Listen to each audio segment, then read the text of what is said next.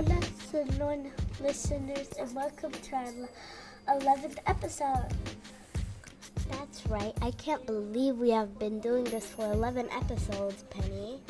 Can you believe we had listeners tuning in from all the way from Boston, Massachusetts? Really?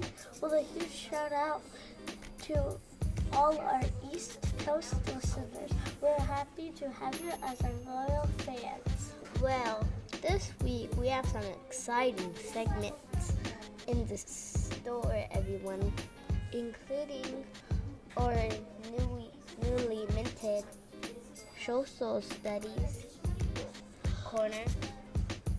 So what do you say we get started?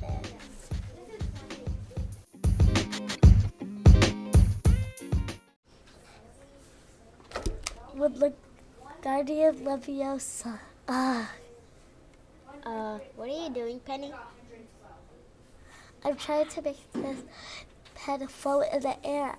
I read it in my Harry Potter book with LaGuardia Leviosa. Come on.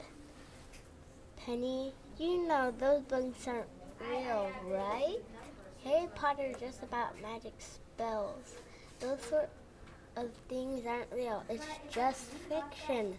Oh, I knew that. Right. Let's jump into our next segment, shall we?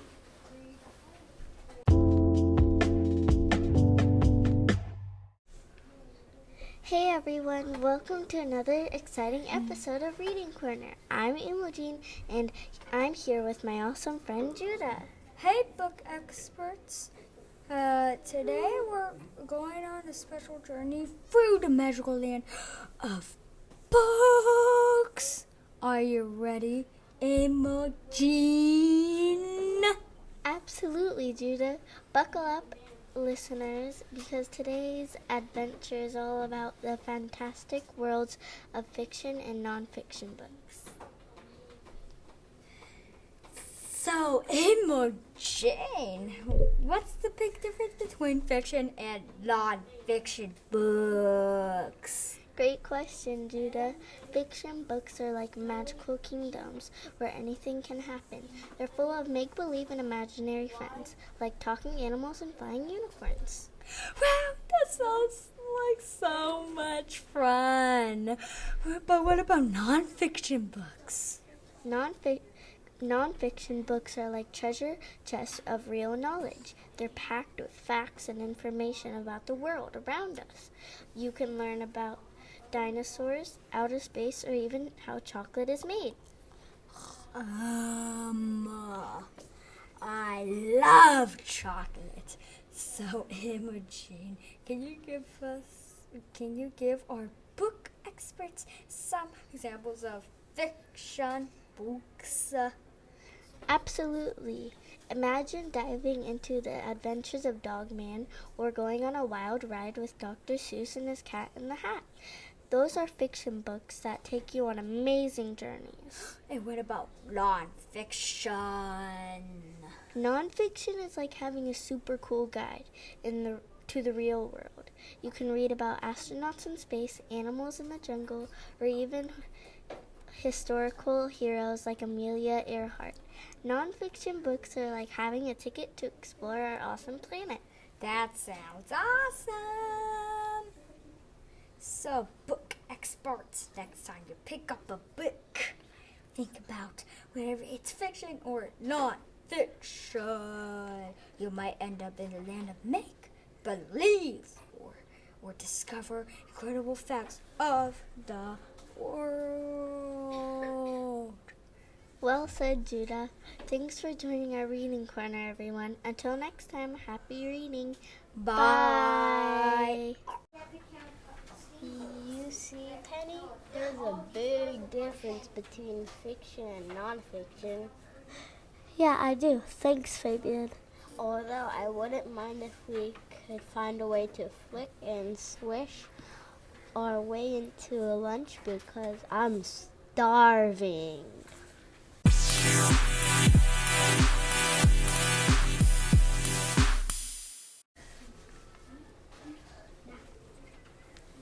¿Estás lista para Navidad, Fabián?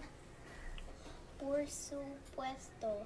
Este año vamos a buscar un árbol bien grande para decorar. Es parte de nuestra tradición. Hablando de tradiciones, vamos con nuestra amiga para aprender más sobre esta palabra mágica. Buen día, Penny.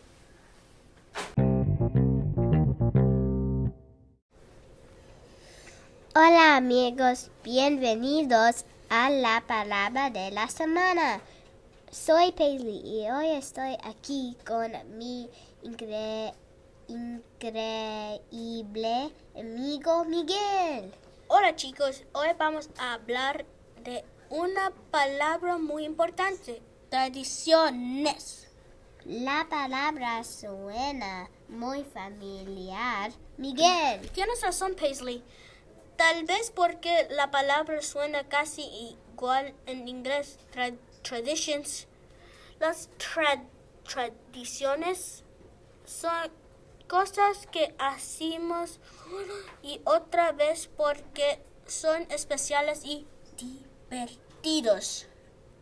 Ah, sí, como cuando celebramos cumpleaños con pastel y velas. Muy bien, Paisley. O cuando en Navidad decoramos el árbol con luces brillantes y adornos, eso también es una tradición. Cierto. Ahora hablemos de nuestras tradiciones favoritas. ¿Cuál es la tuya, Miguel? Cuando ganamos un partido de fútbol, celebramos con una comida grande. ¿Y tú, Paisley, cuál es tu tradición favorita? Pues me encanta cuando mi familia hace una fiesta para Año Nuevo. Jugamos juegos y comemos uvas a medianoche.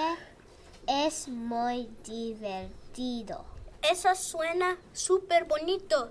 Las tradiciones hacen que los momentos especiales sean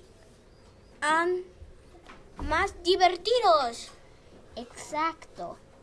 Y chicos, recuerden, las tradiciones pueden ser cualquier cosa que hagan con sus familias, amigos o comunidad una y otra vez.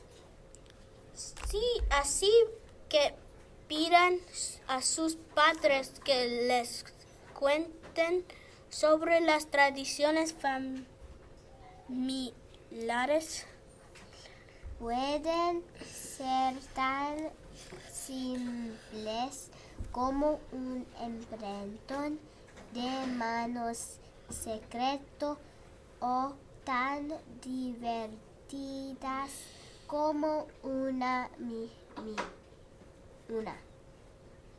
Y con eso nos despedimos por hoy. Hasta la próxima semana, amigos. Adiós.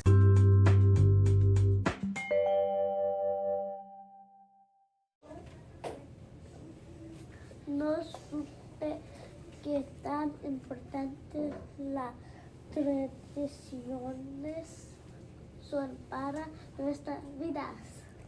Tienes razón, amiga, también son importantes para nuestra cultura. Tal vez la próxima palabra puede ser cultura. Bien idea, Penny. Buen idea.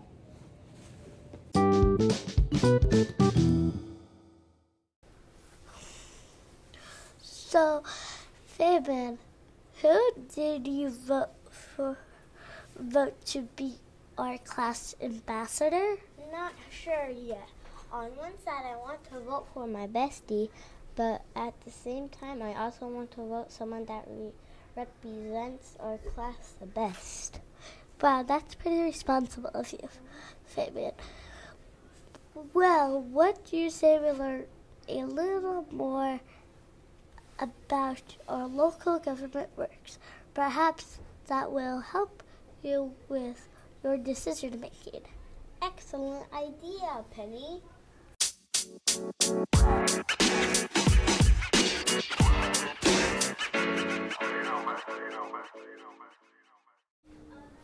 Hey there, future leaders. Welcome back to another Social Studies Corner.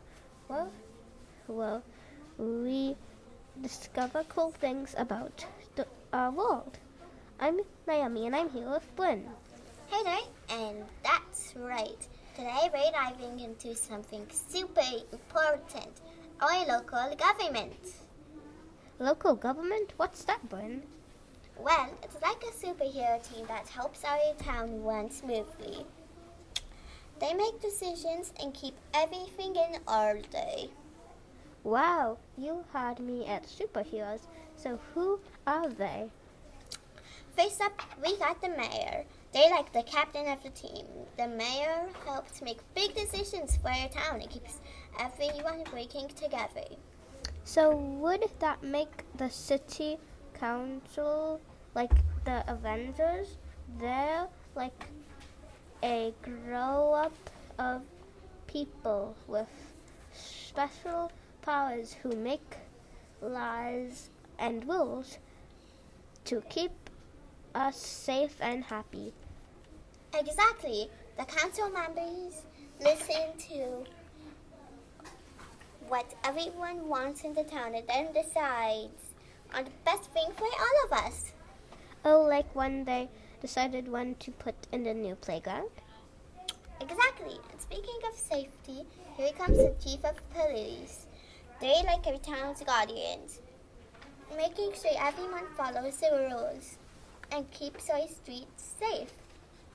And don't forget the fire chief. They're the ones who come to the rescue when they are fire and save the day. Yep, just like superheroes. And last but not least, we have the town clerk. They keep all the important records and make sure everything is organized and running smoothly. Wow, our local government is like a big superhero team, making sure our town is the best place ever. Absolutely. So, future leaders, remember to get to know your local government because they're real superheroes for making our town awesome.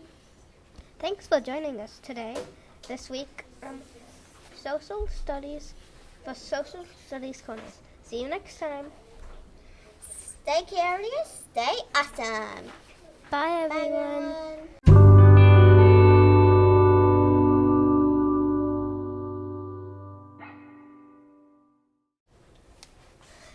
Thank you guys. What a great way to explain how our local government works. I know, superheroes. I would never thought. So did this help you with your decision? Not really. I actually want to go home and watch the Avengers. Oh, brother. This week for our 11th episode, we are very lucky to have our very own principal, Mrs. Powell. Take it away, friends.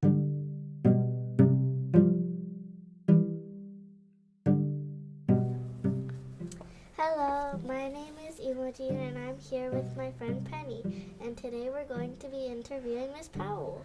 So, Miss Powell, can we ask you some questions? Yeah, you sure can. I'd love to answer some questions. Do you like being the principal?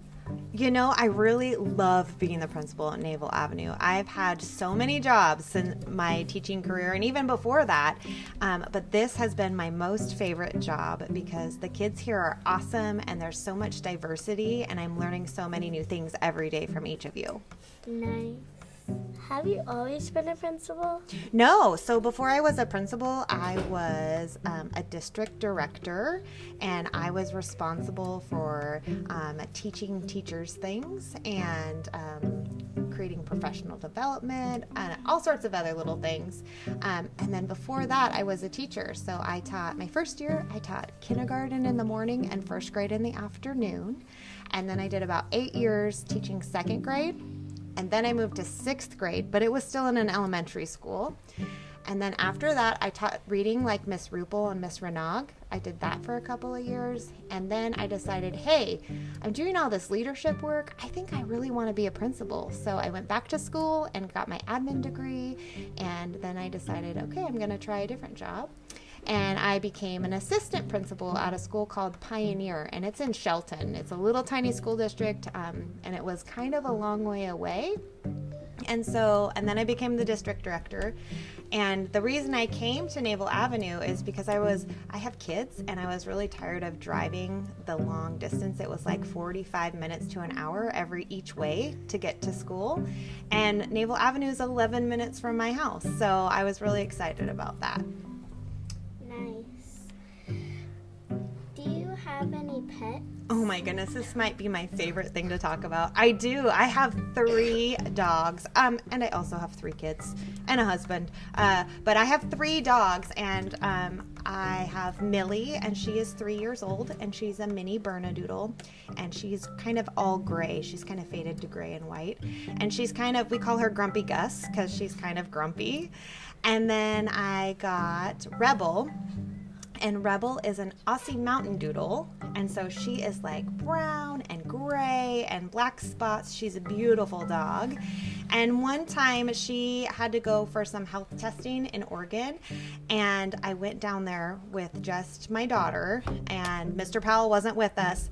And I got down there, and they're like, Rebel needs some training, so we think Millie would help her. And I was like, how did they know that I had a dog named Millie and she would help her?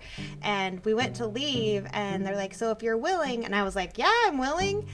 And they put this other dog named Millie in my car. And I was like, what is happening? So, long story short, we renamed her. And so now I have Brinley. And Brinley is a Bernedoodle who is black and white and brown. She looks kind of like a Bernese Mountain Dog. And she is just awesome. She's kind of a chunky monkey, and she kind of is goofy. So yeah, 3 awesome dogs. It's kind of a zoo at my house. Cool. I have a dog too. What's your favorite color? My favorite color is pink. That's why my office is all like pink. Yeah, is that a lot of your guys' favorite colors? Yeah, I love pink, but I also love purple. Yay. Do you have a vision for our school? Oh man, this is a great question. I do have a vision for our school.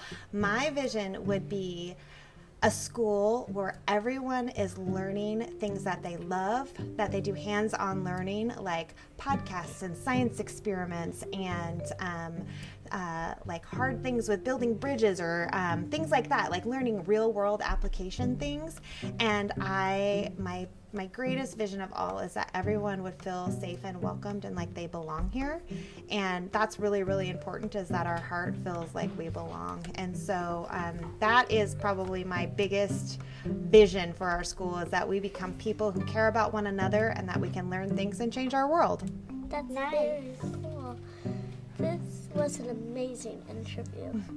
I agree, but before we end, I just want to say thank you for sitting down with us today. You are welcome. Thank you so much for having me. This has been so much fun. And we just want to say thank you to our producer this week, Kennedy. Nice job, Kennedy. Bye. Bye.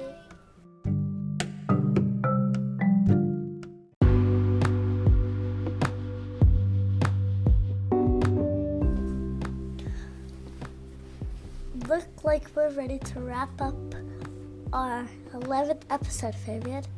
That's right. So, what is your takeaway from this episode, Penny?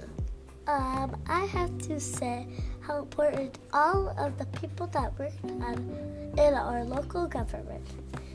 How about you, Fabian? Well, my takeaway is that traditions are not the only important for us as kids, but they are also what makes our family so unique as well. So for me, the Palabra de la Semana was important. Well said, Fabian. A special thanks to this week's producer, Kennedy, and to all of you for tuning in. Stay tuned for upcoming exciting interviews with our local community leaders and school staff. Don't miss out. Bye everyone.